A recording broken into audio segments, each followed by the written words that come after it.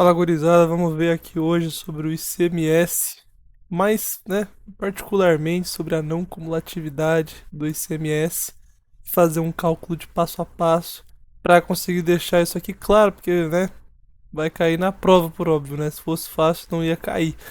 Vamos relembrar então primeiro que o ICMS, ele é um tributo que ele é pago justamente por toda a circulação de mercadorias. Então, isso como o nome dele já diz, né? Imposto sobre circulação de mercadorias e serviços. Legal, né? Aí, beleza. A gente lá na sala, a gente já colocou esse ciclinho aqui, o ABC, o consumidor, certo? Então, no nosso exemplo, que vai ser a forma mais fácil de entender, a gente vai falar que o A é o nosso fabricante. Como ele é fabricante, ele não tá pagando ICMS aqui na entrada, porque é ele que tá fazendo. Perdoa minha voz que eu tô meio rouco. Ele não tá pagando aqui na entrada de nada, porque é ele que tá fabricando. Lá na sala eu usei o exemplo do queijo. Ele é o produtor. A empresa A é o nosso produtor, certo? E ele vai vender para B. No momento da venda para B, aí sim vai incidir ICMS, certo? Então vamos lá. Aqui já tá bem legalzinho. A etapa A vai ser da venda de A para B. O valor que vai ser vendido por R$ 100. Percebo que minha letra é ruim aqui e na sala, né? Incrível. Vamos lá. Então, pra começar, fica até mais fácil, a gente tem que deixar uma coisa bem clara. Tudo que a gente vai falar, a gente vai estar pautado na nossa base de cálculo e uma alíquota. A alíquota sempre vai ser uma porcentagem. Como a gente viu no trabalho, em São Paulo é 18%, mas em outros lugares essa porcentagem muda. Para fins mais lúdicos, né, e para a coisa ficar mais clara, a gente vai deixar sempre 10. Show? 10%. Enquanto que a base de cálculo vai ser esses valores aqui, ó, 300, 500 e 100. Esses aqui todos, ok? É isso aí, essa é a nossa base de cálculo. Perfeito, que vai ser pra gente calcular o nosso ICMS, fechou? Massa demais, né? Então, beleza. A gente tá agora aqui na nossa primeira etapa, que primeiro vai ocorrer essa venda do A pro B por R$ 100.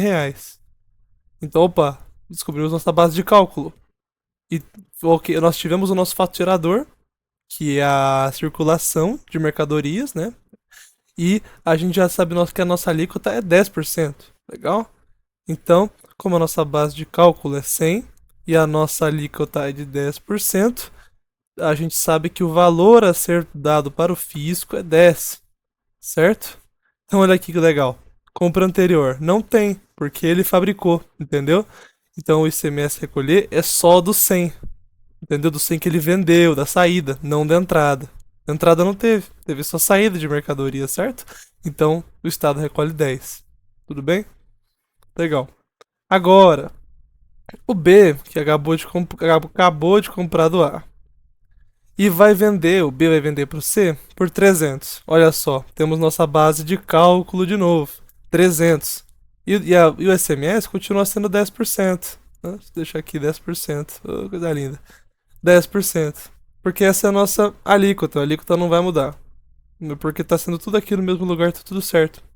Beleza? Então a nossa base de cálculo agora é 300. E olha só, vamos lá. 10% de 300 agora, que a gente já entendeu como essa conta funciona, a gente sabe que é 30, certo? 10% de 300, alíquota, base de cálculo. A gente sabe que 10% de 300 é 30, então 30 é o valor que está sendo pago de ICMS por essa circulaçãozinha aqui, da etapa do B vendendo para o C, que é o que ele quer fazer, ele quer lucrar, já que ele comprou por 100, ele quer vender por 300, ok? Só que aí que tá. Ele pagou o ICMS da compra de 100 pro A, certo? Porque ele teve que adquirir. Quando ele adquiriu por 100, ele pagou imposto sobre isso, certo? Então essa é a nossa compra anterior. Veja, ICMS pago a A estava embutido no valor de 100, que é igual a 10, certo? Que é o valor dessa circulação aqui, dessa aqui. Legal? Então agora, como ele tá vendendo por 300 nessa parte aqui da tabelinha, tá, coisa linda, que aí a gente incidiu os 10% e ficou 30, né? Ele agora tem que recolheu 30 de um, já tinha recolhido 10 do outro, agora teve um débito e um crédito. Esse aqui é o principal da não cumulatividade. Então, como na entrada ele já pagou 10 e agora na saída ele está pagando 30, que é 10% dos preços, né? Que é a base de cálculo, 10% é a alíquota. A gente, como ele já pagou aqui na entradinha 10% e aqui ele está pagando de novo, para não ficar uma cascata imensa, ele já vai se compensar com um sistema de débitos e créditos. Então, ele adquiriu um débito de 30, mas ele já tinha um crédito de 10. Veja só, da segunda e da primeira compra.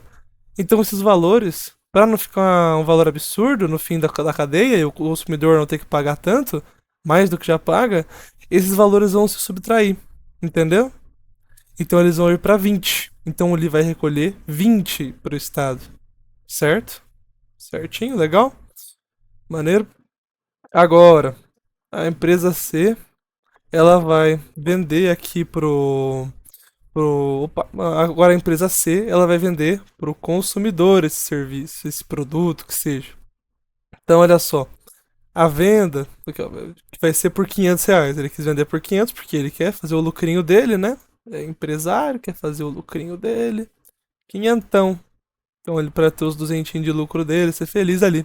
Então, agora, voltando do que a gente já sabe, 500 agora é a nossa base de cálculo, porque esse é o valor que ele está usando, está utilizando para vender, para circular mercadorias. É esse que vai gerar o fato gerador, vender por R$ 500, entendeu? Assim como foi por 300, assim como foi por 100. Mas isso aqui eu vou disponibilizar, depois eu vou mandar para vocês, tá bom? Esse sem os riscos, para ficar mais fácil, legal? É, maneiro, né? Então, ó, vamos lá. C vai vender para o consumidor final. Valor da venda, qual? 500. Já vimos aqui. Nossa basezinha de cálculo aqui é o 500, que é o preço que ele está vendendo agora, fechou? Aí, legal. Então, mas qual que era a regra mesmo? Ah, base de cálculo dividido pela alíquota. Massa, hein? Que é 10. Porque 10% é a nossa alíquota. Fechou? Então, 10% de 500. Nossa, ficou feio. 10% de 500 é 50. Perfeito. Agora, perceba. Aqui na cadeia na nossa cadeia zona aqui, foi comprado por 300. Então incidiu 10% nessa entrada. ICMS incide na entrada e na saída, certo? Então, ele pagou os 10% do 300 para adquirir, porque é a circulação, a entrada tanto a saída, 10%, né? O ICMS pago a B estava embutido no valor de 300, R$ 30, né? Esse é o nosso crédito da compra anterior. Agora, o ICMS a recolher, agora é muito simples. É o que ele acabou de adquirir de ICMS de 50, porque era de 500, né? 10% de 500, menos esse créditozinho que ele tem agora de 30, que era da outra, do início do, da compra, entendeu? Como eu já falei, tem no início, tem no final. Como no início foi 300 e no final foi 500, para não acumular, não cumulatividade, esse valor vai se subtrair, vai ter essa lógica de débito e crédito, entendeu? Então, esse valor como vai diminuir, ele é de 20, entendeu? O Estado vai recolher 20, perfeito? Por quê? Porque aí o consumidor não vai ter que pagar o valor inteiro. Porque se ele tivesse que pagar o valor inteiro, já pensou? Olha, seria ele se não tivesse o princípio da cumulatividade e só existem esses débitos de ICMS, olha só que a gente já acabou de ver, né, do 100, do 300 e do 500, ia ficar 10 mais o 30 mais 50, que isso dá 90, certo? Dá 90.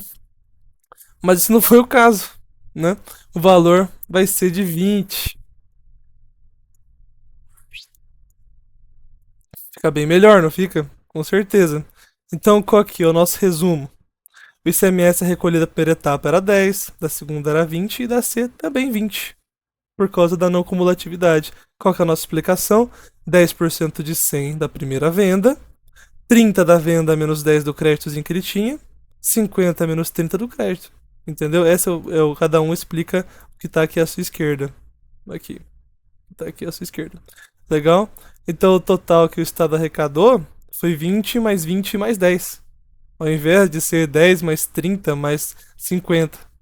Essa é a raiz, realmente, o núcleo das coisas não se acumularem e ficar. E ter um, como eles vão chamar, um enriquecimento ilícito ou injusto do fisco. Né, para o fisco não ter um imposto muito absurdo. Se fosse assim, ia ter um Tiradentes por ano no Brasil, gente. Não ia dar certo. Tá certo? Então, o nosso resultado ele confirma a não cumulatividade. O imposto ele vai incidir apenas sobre o valor final da operação, ou seja, o valor do débito menos o crédito. Fechou? Então é isso. Se tiver alguma dúvida, me perguntem de novo ou assiste de novo também. As duas opções são boas. Eu acho que dessa forma ficou mais claro. Eu vou deixar upado no YouTube pra não Pra aí, por causa que aí o vídeo não vai ficar pesando, tá certo? Grande abraço!